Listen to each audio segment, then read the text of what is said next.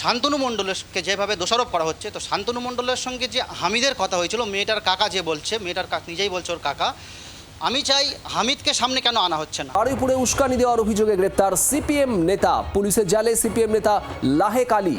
গণপিটুনিতে উস্কানি দেওয়ার অভিযোগ রয়েছে।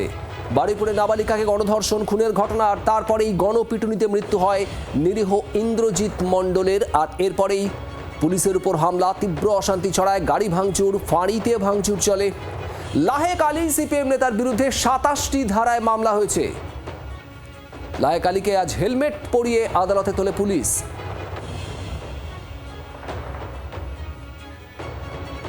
লাইকটা গ্রেফতার হলেন, কি বলবেন? রাজনৈতিক প্রতিহিংসা। আপনার কি উস্কানিমূলক কিছু বিষয় ছিল? কত বড় ঘটনা? উস্কানি দিয়েছেন কেন? উস্কানি দিয়েছিলেন লাহেক।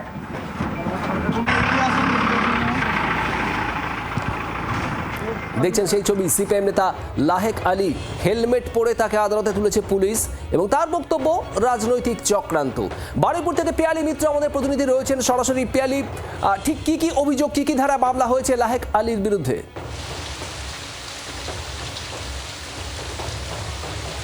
দেখো, লাহেক আলীর বিরুদ্ধে উস্কানি দেওয়া, দুটো সম্প্রদায়ের মধ্যে গোলমাল বাঁধানো, হিংসা ছড়ানো, দাঙ্গা বাঁধানো, খুন, এরকম একাধিক অভিযোগ আনা হয়েছে। তার কারণ একাধিক ভিডিও ফুটেজ পুলিশ হাতে পায়, যেখানে কিন্তু দেখা যাচ্ছে সরাসরি এই লাহেক আলী তিনি উস্কানি দিচ্ছেন। এই মুহূর্তে আমি বারুইপুরে সূর্যপুরে রয়েছি। পুলিশের অভিযোগের সঙ্গে সঙ্গে স্থানীয় বাসিন্দারা তারাও কিন্তু একই কথা বলছেন। তাদের বক্তব্য, যখন বাচ্চাটি নিখোঁজ ছিল তখন সকলে খুঁজছিল, এবং তখন দুটো সম্প্রদায়ের মধ্যে কিন্তু কোনো ভাগাভাগি ছিল না। দুটো সম্প্রদায়ের মানুষ তারা একসাথে মিলে খুঁজছিল, কিন্তু পরবর্তীতে যখন দেহ উদ্ধার হয়, খুব স্বাভাবিকভাবে মানুষের মধ্যে ক্ষোভ ছিল, কিন্তু তখনও পরিস্থিতিটা নিয়ন্ত্রণের মধ্যে ছিল। যেটা অভিযোগ, লাহেক আলী আসার পর পরিস্থিতি তিনি এতটাই উস্কানি দেন যে পরিস্থিতি হাতের বাইরে চলে যায়, অবরোধ হয়, বিক্ষোভ হয়, ভাঙচুর হয়। আমার সঙ্গে একজন স্থানীয় বাসিন্দা রয়েছে, তার সাথে কথা বলবো। তিনি সূর্যপুরেরই বাসিন্দা। লাহেক আলী সেদিনকে পৌঁছানোর পর কী ধরনের বক্তব্য রাখলেন এবং তারপরে কি ঘটল? লাহেক আলী পৌঁছানোর পর এখানে সে আসলো এবং দেখলো যে একটা জনরোষ চলছে, একটা খুব দাঙ্গা হাঙ্গামা মতো পরিস্থিতির মধ্যে রয়েছে। তখন সে এসে না কিছু জেনে, না কিছু বুঝে, সে তার পার্টির ফায়দা ওঠানোর জন্য বলতে শুরু করলো যে বিজেপির ছেলেরা, হিন্দুর ছেলেরা, আরএসএসের ছেলেরা, তারা এই ঘটনা ঘটিয়েছে, এবং পুলিশের হাত থেকে অপরাধীকে পার করে দেওয়ার জন্য শান্তনু মণ্ডলকে নামটা নেওয়া হলো। আদৌ শান্তনু মণ্ডল এর মধ্যে কোনো পালানোর মধ্যে কোনো সহযোগিতা নেই। সে অলরেডি দোষীকে ধরে নিয়ে অলরেডি থানাতে উপস্থিত।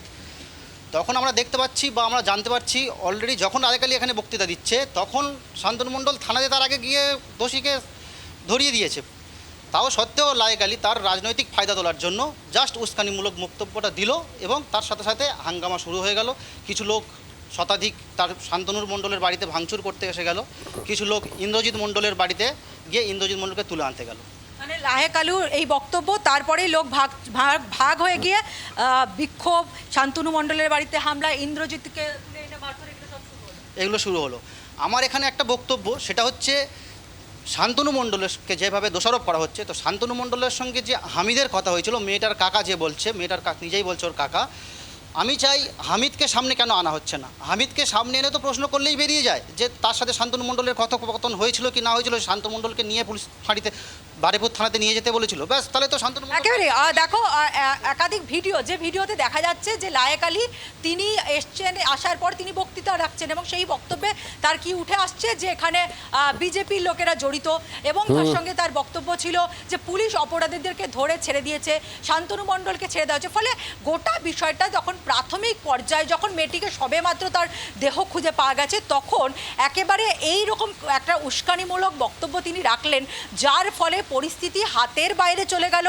কিছু লোক ভাগ হয়ে গিয়ে ইন্দ্রজিৎ মণ্ডলকে ঘুমন্ত অবস্থায় বাড়ি থেকে তুলে এনে পিটিয়ে খুন করলো। কিছু লোক শান্তনু মণ্ডল, যে শান্তনু মণ্ডলকে দেখা যাচ্ছে প্রত্যেকটা ভিডিওতে সে মেয়েটিকে খোঁজার ব্যাপারে উদ্যোগী হচ্ছে, প্রভাস মণ্ডলকে সেই জল থেকে তোলার পর ইন্দ্রজিৎ মণ্ডল গণপিটুনিতে যার মৃত্যু হয়েছে, সেই ইন্দ্রজিৎ মণ্ডলের মৃত্যুর পিছনে, গোটা ঘটনার পিছনে অশান্তি, ইন্ধন, উস্কানি কতটা ছিল, মুখ্যমন্ত্রী শুভেন্দু অধিকারী ঠিক কি বলেছিলেন আপনাদের শোনাবো, এবং এর পাশাপাশি রাজ্যের দিলীপ ঘোষ, রাজ্যের মন্ত্রী, তিনিও কি বলেছেন শুনুন।